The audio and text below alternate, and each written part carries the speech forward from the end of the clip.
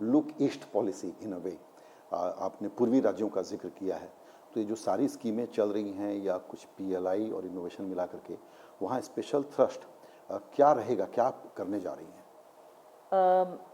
इसमें एक स्पष्टीकरण से शुरू करती हूँ मेरा जवाब।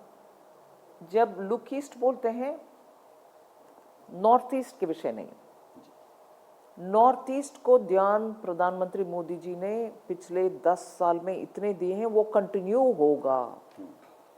मंत्रीगण हम सब भी महीने में कम से कम एक बार एक मंत्री नॉर्थ ईस्ट जाना, ये हम पक्का करके पिछले 10 साल में लागू रखा, उसको भी चलाएंगे।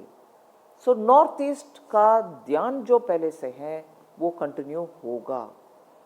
उसके अलावा जो वेस्ट बंगाल, बिहार, झारखंड, छत्तीसगढ़ और उड़ीसा, जहाँ मैन पावर अच्छा है मगर उधर का डेवलपमेंट की ओर हम ध्यान देना है। फिर इतने अच्छा मिनरल्स है, डिपॉजिट्स है, उससे उस स्टेट्स को फैसिलिटी मिलना चाहिए।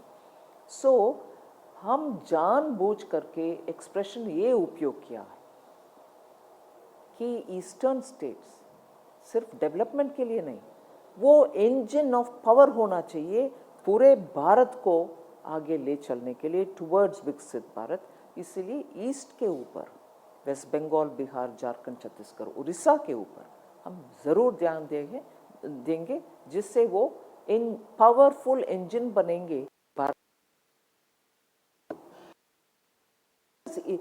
मैं ये पॉइंट ऐड करना चाहती हूँ, ये नहीं है कि इससे पहले अटेंशन नहीं दिया। आपको याद होगा एकदम सड़ा पड़ा हुआ फर्टिलाइजर कॉर्पोरेशंस को गैस पाइपलाइन के द्वारा कनेक्शन दे करके गैस सप्लाई का, और उस इलाके में सभी fertiliser manufacturing public sector companies को रिवाइव किया।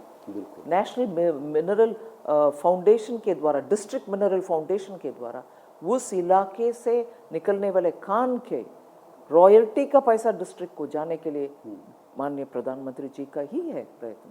सो ये सब होते आ रही है, फिर भी और ध्यान देंगे। बिल्कुल।